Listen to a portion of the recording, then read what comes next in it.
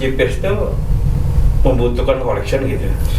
Kalau bicara membutuhkan, Ini kalau kita ngomong bisnis GPS ya. Ya. Kok ada tim collection gitu kan?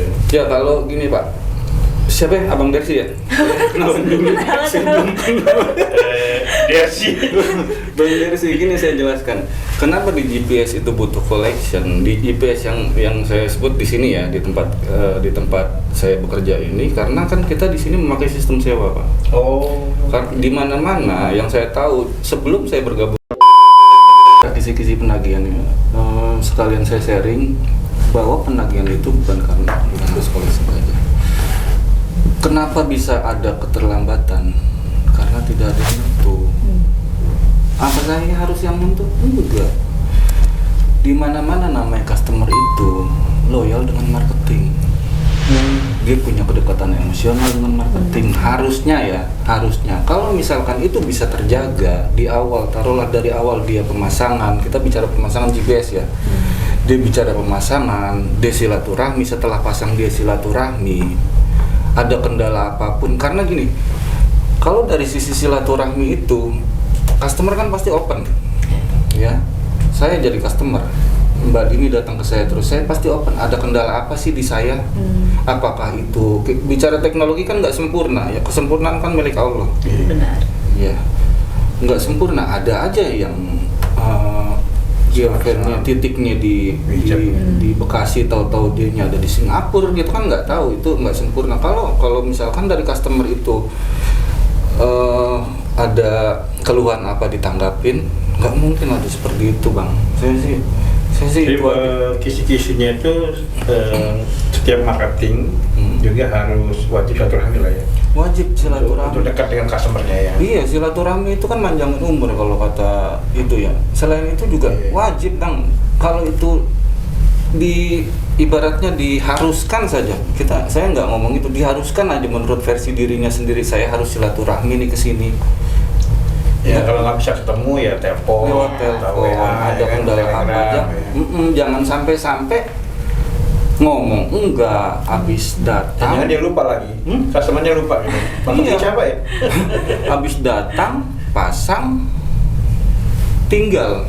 Nggak ada silaturahmi. Itu kalau saya sih masih menemukan itu di sini itu Bang. Oh, masih ada yang seperti itu. Saya masih menemukan itu di sini itu. Kenapa bisa jadi AR yang baru-baru bisa jadi AR? Karena kurang sentuhan dari marketingnya. Kalau baik customer baru maupun yang lama gitu. Baik customer baru maupun customer lama. Memang itu pekerjaan saya sebagai collection. Memang saya digaji, saya dibayar sama perusahaan untuk menurunkan AR. Memang saya nggak menapik itu. Tapi alangkah lebih baiknya kalau dari sisi yang lain, dari sisi marketing itu ikut ngetas. Iya. Nggak ada tuh kalau dia ikut ngetas namanya wah kolektor. Nggak ada kalau menurut saya, malah itu bisa meminimalisir Bang. Collection, marketing, sering komunikasi, sering curhat, dan juga marketing pun sering ketemu dengan customer. Ya kalau bicara sisi data tagihan, wide melihatnya kita luas. Banyak. Bahasa Inggris ini wide. Iya, ribuan customer. Ribuan customer kan kita. Ya. Kalau abang mikirin ribuannya itu pusing. Tapi kalau abang mikirin customernya sendiri nggak bakal pusing Bang. Kan jelas customer si anu, udah jelas. Ngapain lo mikirin orang yang lebar itu? Lo deketin aja customer lo satu.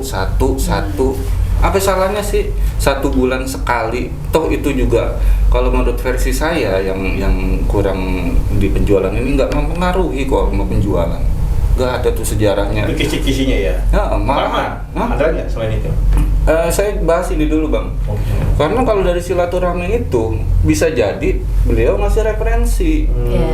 Beliau ngasih referensi. Udah deket, kalau cocok bisa ada preferensi. Iya. Atau malah nambah ya? Malah nambah. Itu bisa jadi, nggak ada ruginya silaturahmi. Kalau tetap berpikiran itu mah kerjaan kolektor, ya nggak kayak begitu. Gitu. Jadi kita ngomong sedikit ke marketing. Ya kalau buat marketing gitu. Buat marketing saya sih cuma pesan jangan pernah hilangkan silaturahmi. Amin. Jangan pernah hilangkan silaturahmi. Saya tahu, yang saya tahu itu dari sisi penjualan itu kan ada dua tahap ya, dua proses. Pertama itu canvassing, door to door.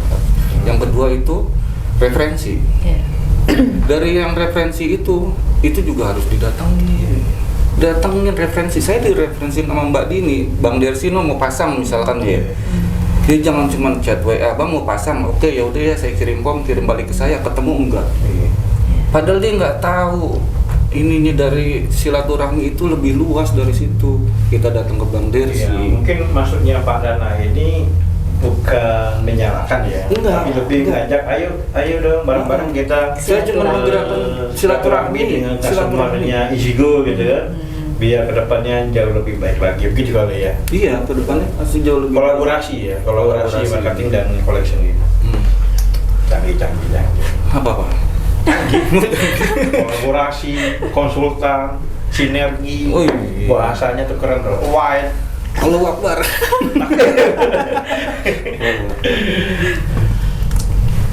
Kalau boleh nambah lagi pertanyaan gini, tadi kan Mbak Dini ngomong digitalisasi, Ya. gitu. Mungkin emang apa istilahnya itu setiap perusahaan, apalagi bergerak di bidang transportasi logistik ya, atau udah menggunakan GPS ini kan wajib digital. Ya. Hanya menjadi pertanyaan saya itu adalah sebenarnya itu dari sisinya collection ya, diskusi ketemu, mereka tuh butuh nggak sih GPS ini? GPS itu butuh nggak, cocok nggak sih buat bisnis mereka, atau sekedar ikut-ikutan regulasi, atau benar-benar teknologi dipakai untuk bisnis mereka gitu? Ada nggak informasi yang ditemui di lapangan begitu? Ada dua tipe, Pak. Bang. Ada dua tipe lagi. Saya kalau ada pertanyaan pasti saya ada dua, karena memang saya kan survei. Iya. Keren ya. Keren. Collection zaman sekarang keren. Kita dapat ilmu lah ya mengenai collection gitu. Iya. Jadi ada dua tipe. Ada yang saya temuin satu perusahaan itu dia hanya butuh lacak. Posisi aja. Posisi. Jadi posisi mobilnya di mana? Posisi itu mobil di mana mesti sopirnya itu. Ngompreng apa enggak gitu ya? Iya. Begitu dijelasin. Tapi kita ada produk lain loh, Pak. Misalkan produk yang lebih canggih Fitur lain kita bisa custom. Wah, saya emang nggak pusing kalau kayak begituan mah. Dia bilang gitu. Tapi ada yang kedua. Begitu dia ada kebutuhan kayak buat apa namanya PO ya, PO. DO. Oh, DO. Iya. PO artinya apa? Purchase order. Kalau DO? Delivery order. Ya, berarti DO. DO, dia ada kebutuhan DO, dia harus ngatur jarak dari ini ke sana. Saya memang nggak terlalu ngerti ya, nggak terlalu paham kalau. Tapi yang saya tangkap itu ada cerita dari customer kan ya? Iya, cerita dari customer. Bang, saya butuh gimana caranya ini mobil kalau dia belok mati. Misalkan dia main ke rumah siapa gitu ya. Ya, dari tol dari Jakarta Cikampek dia belok di Subang dan Subang kan keluar rute lah ya, keluar rute mati. Itu ada. Itu pembicaranya jauh juga ya? Pembicaranya sampai jauh ke sana ya? Iya, kalau saya kan orang suka ngobrol, Bang. Iya. Jadi bisa kita tarik kesimpulan hampir semua customernya Ichigo ini sebenarnya butuh GPS kan? Butuh GPS. Dan kalau dia butuh harusnya dia bayar kan ya? Harusnya dibayar. Begitu kan? Harusnya dibayar. Tinggal treatmentnya kan, bagaimana membuat customer ini benar-benar dekat sama si Ichigo-nya gitu kan, dengan silaturahmi tadi gitu. Iya. Satu lagi kenapa dibilang butuh? Karena gini, untuk customer yang sudah ada keterlambatan beberapa bulan, saya kan sebagai tim dari manajemen ya, saya menginformasikan, Bu, Pak, nanti pada hari ini tanggal segini itu auto block system, mohon dibantu untuk pembayarannya. Apa saya keras ngomongnya? Enggak. Yang bermanfaat dari Pak Dana ya, meskipun collection, tapi benang merahnya itu cukup kentara, mulai dari sinergi, kolaborasi, terus silaturahmi ya.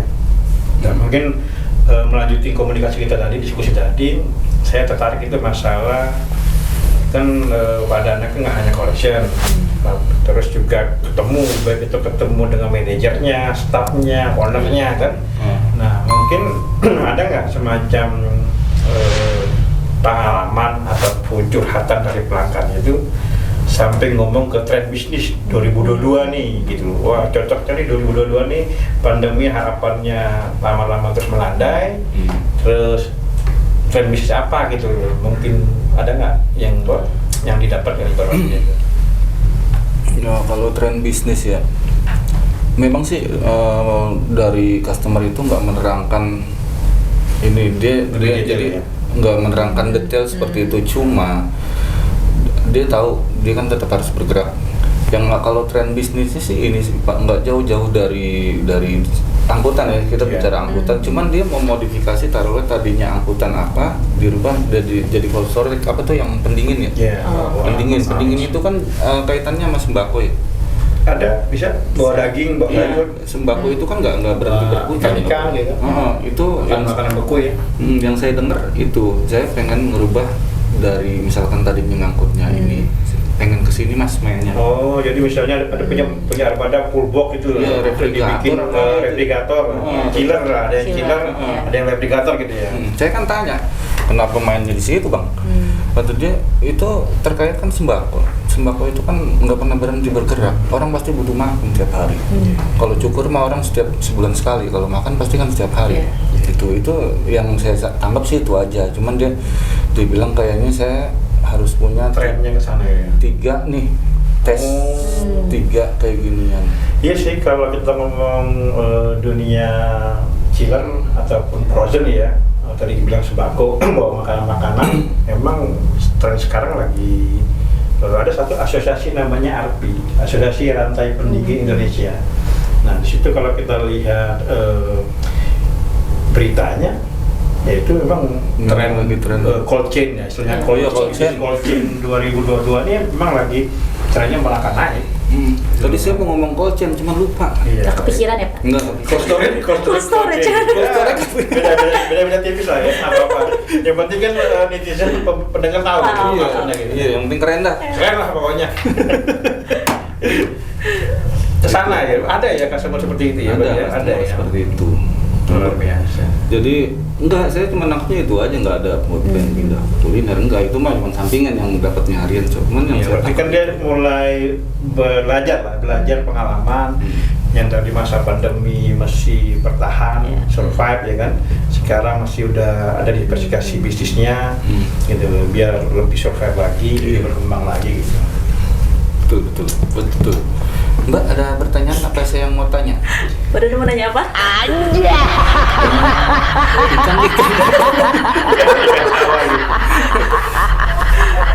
Oke, terakhir kayaknya sebelum kita tutup hari ini. Menarik sih, kan kita sudah baru di awal bulan Januari 2022. Sekarang? Iya. Oh, iya. Januari ya Pak. Udah minggu kedua lah ini kita menjalani. Ada nggak sih harapan dari collection untuk kedepannya? Harapan pasti ada. Iya. Orang hidup kalau nggak punya harapan gimana gitu. Putus asa ya? Enggak juga. Harap cemas apa harapan gitu? Nah itu baru saya mau ngomong 2 tipe. Tapi setelah harapan, jadi harap-harap cemas kalau menurut versi saya. Kenapa?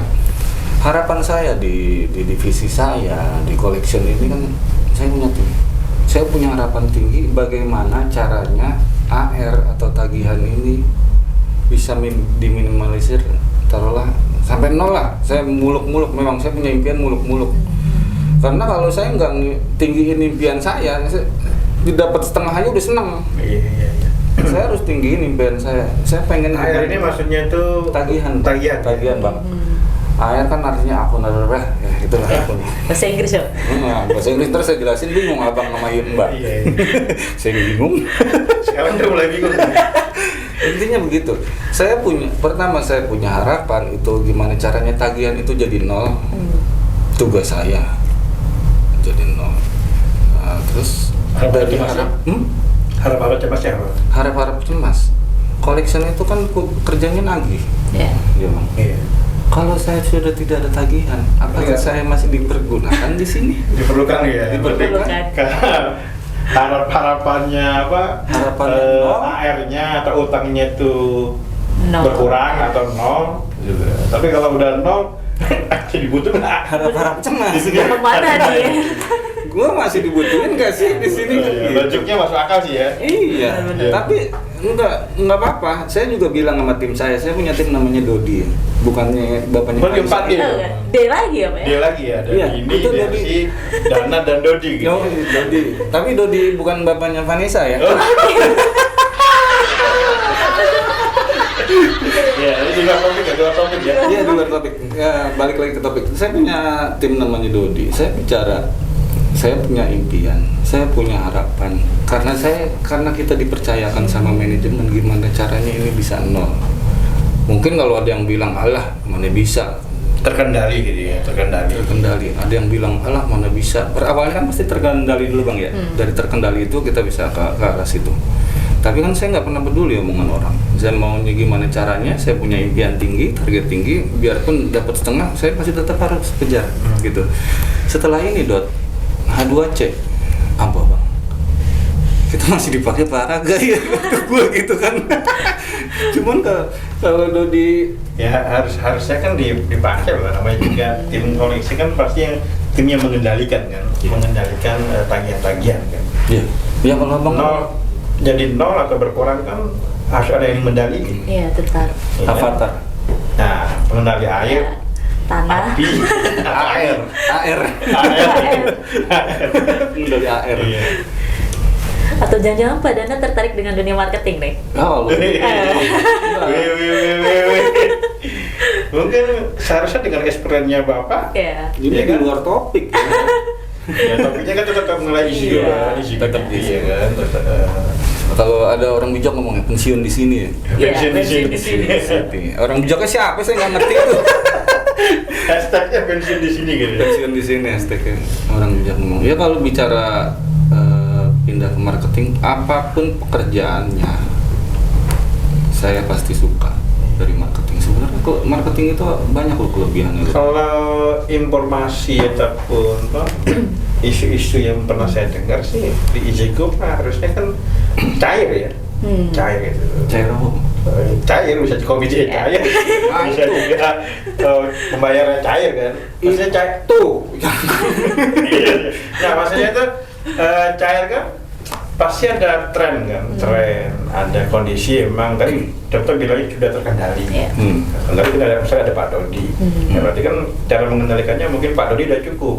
Iya. Misalnya ya udah yang Pak satunya lagi gitu loh, misalnya hijrah kan. Iya. Hijrah. Hijrah kan naik kelas kan. Iya, Scale up naik kelas gitu kan, tiba-tiba menjawab tantangan join dengan marketing itu kan sah-sah saja. Iya. Karena apa? Experience-nya ada, semangatnya ada. Tinggal bagaimana yang experience tadi, semangat tadi diimplementasikan kan di sisi marketing kan.